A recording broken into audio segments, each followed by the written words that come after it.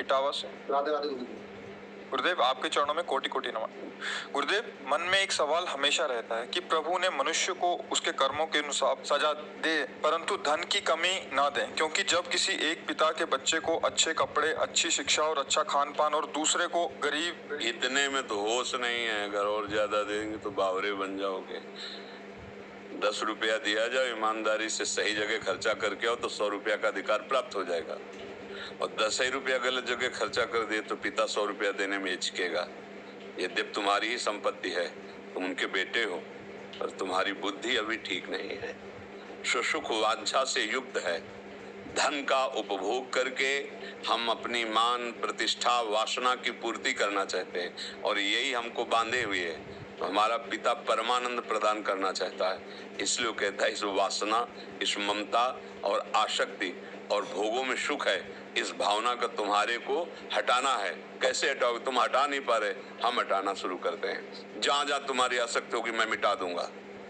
जहां जहां तुम जो चाह करोगे उसको पूर्ण ना करके तुम्हें वो मार्ग दिखाऊंगा जिसमें परमानंद की प्राप्ति होगी। भगवान के इस भाव को न जानने के कारण संसारी आदमी कोसता है। वो मायापति है, उनके लिए धन संपत्ति दे देना कोई बड़ी बात है। एक आदमी 10-20 उसके भैंस गाय सब थी, खूब खान पान, 4 पाई डाले, आराम से बैठा था, नौकर चाकर दूध दूरे थे सब। भगवान शंकर और पार्वती जी ने दृष्टांत से समझाया गया है, कहा कि चलो हम तुम्हें भक्त के दर्शन कराते हैं। पार्वती जी से कहा, उसके दरवाजे गए और कहा भैया 100 ग्राम दूध मिलेगा? साधु वेश में, हमारे ठाकुर शालिग्राम जी, उनका अभिषेक करना है। चल दिए सुबह से मांगने के लिए, दबका के भगा दिया। महादेव जी दूर हटे और कहा भगवान जितनी इसके पास संपत्ति है इससे 100 गुना इसको और दे दो। पार्वती जी को थोड़ा सा लगा सब अवघड़नाथ कहते, इनको है भी अवघड़नाथ। उसने 100 ग्राम दूध नहीं दिया और इन्होंने वरदान दे दिया कि जितनी संपत्ति है उससे 100 गुना और बढ़ा दो, पर कुछ नहीं बोले। गए तो एक नगर के किनारे गंगा जी के तट पर फूस की झोपड़ी में एक भगत रहते थे, उनकी माँ थी उसी में, और एक गाय थी जो 100-200 ग्राम ही दूध देती होगी। देखा संत वेश में उमा पार्वती जी को, आओ आओ वे साष्टांग दंडवत की, चरण पखारे, कहा भगवान मुझ गरीब के पास तो गाय का दूध केवल है। भगवान शिव ने कहा ला पिया। कुटिया से बाहर निकले, शाम जा रहे हैं, रुका भगवान कृपा करके आते रहना। भगवान कृपा करो, इसकी मैया और गैया दोनों का अपहरण कर लो, इसकी गैया और मैया दोनों को हटा दो। पार्वती जी जब आगे गई तो बोली देखो हम वहां तक तो बर्दाश्त हो गया, जिसने सादर तुम्हें प्रणाम किया, बातचीत करने के लिए मैया थी, जीवन यापन के लिए गैया थी, उसने तुम्हें दूध पिला, तुम कहो उसको भी मार दिया।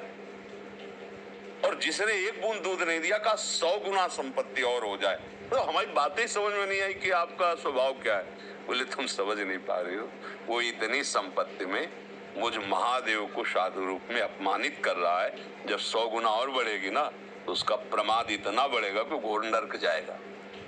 और इसकी थोड़ी मति गति समय मैया और गैया में जाता था, अब ये दोनों से अलग होगा, अखंड चिंतन करेगा और परम धाम का अधिकारी बनेगा। हम प्रभु से संपत्ति मांगते बालकपन के कारण जान नहीं पा रहे हैं। जैसे वो हमें परिस्थिति दी है बिल्कुल हमारे योग्य है, मान लो मेरी बात, जैसी परिस्थिति दी है हमारे योग्य है। हमको क्या करना चाहिए? परिस्थिति का सदुपयोग करके भागवती की स्थिति प्राप्त करनी चाहिए। हम परिस्थिति सुधारने में पूरा जीवन लगा दें फिर भी नहीं सुधरेगी। आज तक किसी को तृप्ति नहीं हुई। आप बताओ कितना धन मिल जाए जिससे आप तृप्त हो जाएंगे? किसी से भी पूछा जाए, समझ रहे हो? आप अगर अंक में रखोगे भगवान दे देंगे, अगर फिर आपसे यही हम प्रश्न करेंगे ना तो उससे कई गुना बड़ा अंक की अभाव की अनुभूति आपके दिमाग में होगी, वो भी अंक पूरा हो जाए। भारत में ऐसे भी धनी हैं जिनके कई करोड़ रोज आए हुए हैं, क्या उनसे पूछो तसल्ली है तुम्हें? तुम्हारे आए हुए से तुम संतुष्ट हो? नहीं, उपाय में लगे हुए हैं और आए हो। भैया ये माया है, इसमें अति लघु रूप रखना पड़ेगा। सुरसा जी ने 8 तो हनुमान जी 16 तो 32 तो 64, बढ़ती चली गई सुरसा जी। जब सत जोजन ते ही आनंद कीना, तो चतुरता इसी में अति लघु रूप पवन सुत लीना। अंदर प्रेरित बोले हो गया बता, अब मैं आशीर्वाद दो, अपने काम के लिए जाए। यहाँ से निकल सकते हो तो त्रणादपि सुनी चेन, तरोरियु सहिष्णुना, अमानिना मान देन, कीर्तनी या सदारी। निकल जाओगे, बड़े बनना चाहोगे, ऐसी चुंगी लगेगी, ऐसी जांच होगी कि फेल हो जाओगे, यहीं फंस जाओगे। हमारी बात मान लो, बड़े के हो जाओ, आनंदित रहोगे। जितना हमें चाहिए हमारे प्रभु ने दिया है, जैसी परिस्थिति चाहिए वैसी दी है। अपना कल्याण कर लो, अपना मंगल कर लो। ये वासना की पूर्ति अगर इतने से हो जाती है, आप अंक रख दो कि इतना इतना इतना, बस अब कृतकृत्य भयों में निहाल हो जाऊंगा, तो जितना तुम सोच रहे हो उससे कई गुना तुम्हारे ही दृष्टि में है, वो सब है जो तुम मांग रहे हो। और उससे पूछ लो जा करके कि तुम तृप्त हो क्या, वहां भी अभाव ही नजर आएगा। क्योंकि बिना भगवत भाव के ये इसकी सत्ता ही नहीं जिसको आप देख रहे हो। नासते विद्यते भाव ना भाव विद्यते, तो ये तुम्हारा अभाव कभी मिटने वाला नहीं। आप सोचो, जिन अप्सराओं के आने पर यहाँ मृत्यु लोक के मुनियों का मन क्षोभ को प्राप्त हो गया, उन अप्सराओं का स्वामी काम से प्रेरित होकर एक महापुरुष की पत्नी के साथ अपराध कर रहा है, जो गौतम ऋषि और अहिल्या। वहां की एक अप्सरा आ जाए तो बड़े बड़े मुनियों के मन में क्षोभ पैदा कर दे ऐसी, और वो सब उसके अधीन है, उसके अधीन है देवराज इंद्र के। और वो इतना अभाव ग्रसित है कि वो स्वर्ग की इस वैभव को छोड़कर एक महात्मा के आश्रम में जाता है और उनकी पत्नी के साथ गलत आचरण करता है। अहिल्या चरित्र में आप पढ़ के, अभाव देवराज इंद्र का भी नहीं पूर्ण हुआ है, जो त्रिभुवन पति है। भैया ये भ्रम है कि अगर इतना कुछ, एक अपनी मान्यताएं हैं, एक लड़का हो जाए, एक लड़की हो जाए, एक ऐसी नौकरी हो जाए, इतना रुपया हो जाए, एक मकान हो जाए, एक गाड़ी हो जाए, बस हम निहाल हो जाएंगे। और जो तुम सोच रहे हो इससे कई गुना किसी के पास है, लेकिन वो परेशान है, उससे कई गुना बढ़कर है, वो भी परेशान है।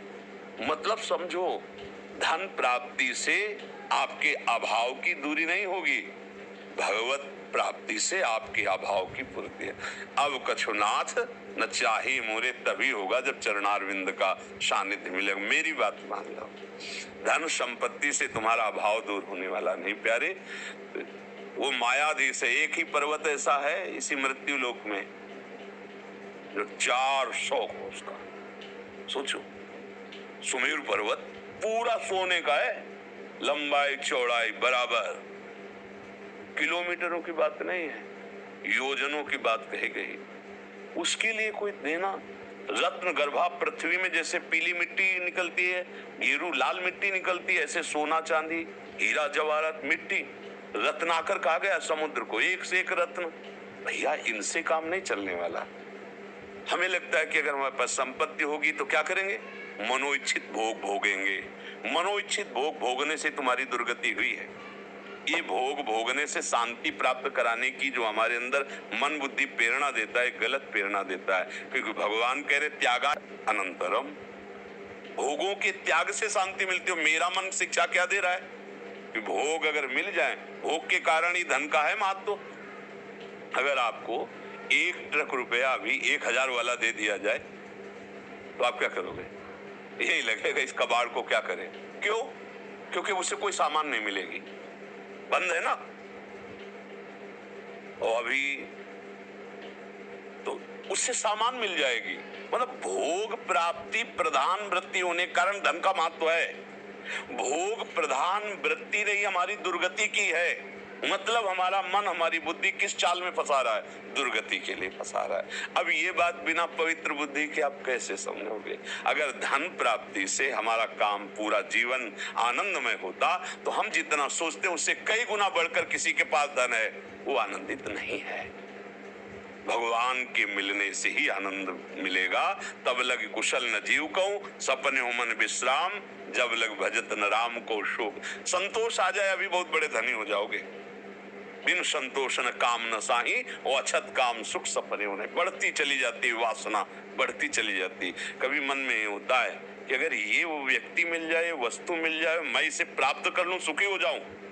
अगर वो मिल जाए तो कुछ ही दिन बाद आप देखोगे फिर तीसरे पे नजर चली जाएगी, फिर चौथे पे, मतलब आप गंदे होते चले जाओगे, गिरते चले जाओगे। आज तक कहीं किसी को विश्राम नहीं मिला है। इसलिए भैया मेरी बात मान लो। अपने 2 भुजाएं हैं, दत्तात्रेय जी को प्रसन्न करके 1000 भुजाएं की शास्त्राबाहु अर्जुन ने। उसकी ऐसी सिद्धि थी, 80,000 वर्ष तक जवान रह करके विषयों का भोग किया। किसी का धन खो जाए और याद कर ले शास्त्राबाहु अर्जुन तो धन मिल जाए, ऐसा उसका प्रभाव था। पर वो भी अभाव में ही था, क्योंकि जब जमदग्नि जी के आश्रम में गया और गाय का प्रभाव देखा कि सब चीज तो एक से निकल रहा है, कोई रसोइये की जरूरत नहीं, केवल गाय पूर्ण कर रही, क्योंकि कामधेनु है। अपहरण किए नहीं, परशुराम जी ने छुड़ाया, ऐसा जमदग्नि जी को मार दिया। देख लो अभाव कितना है उसको, एक ऋषि को मार दिया। ऋषि के काम यज्ञ कार्य में उपयोग में आने वाली गाय छीनने के लिए भारी अपराध किया। भगवान परशुराम जी के द्वारा पूरे वंश का विनाश किया गया, काट काट के फेंक दिया। अभाव रहित था क्या वो? एक गाय की शोभा महिमा देखकर वो इतना बड़ा, जो 88 हजार वर्ष तक भोगों में ऐसे रमण कर रहा है, सारा वैभव है, भगवान दत्तात्रेय जी की बड़ी कृपा है, वो आदमी इस कोटि का, निम्न कोटि का अभाव ग्रसित एक महात्मा की गाय चुराने के लिए महात्मा की हत्या कर दी, जमदग्नि जी का वध कर दिया और वो गाय चुराए भाग परशुराम जी को। तो ये आप समझो, अभाव केवल भगवान की प्राप्ति से दूर होगा। हिरण्यकश्यप ऐसा तपस्वी था, बड़े बड़े देवता हाथ जोड़े खड़े रहते थे। रावण ऐसा भयंकर बलि था, जहां जाके भुजा बजा देता, लोग के लोग खाली हो जाए, थर्राए। अभाव ग्रसित था कि नहीं था? वो भी ऐसा थोड़ी था कि अब मुझे कुछ नहीं चाहिए, वो भी अभाव ग्रसित जल रहा था। हिरण्यकश्यप जल रहा था। आप सच्चाई की बात समझो, कोई कितना बड़ा वैभवशाली हो जाए, जब तक भगवान का भजन नहीं करेगा, भगवान का अनुभव नहीं करेगा, तब तक अभाव नहीं जाएगा। ये जहां भगवत भाव आया तो अभाव खत्म हो जाएगा। संतों की भाषा में 7 गांठ कौपीन में और इंद्र बापुरो कौन। भगवदानंद में मगन, लंगोटी भी सही ढंग से नहीं है, 7 गांठी उसमें भी लगी हुई। बोले कि स्थिति ऐसी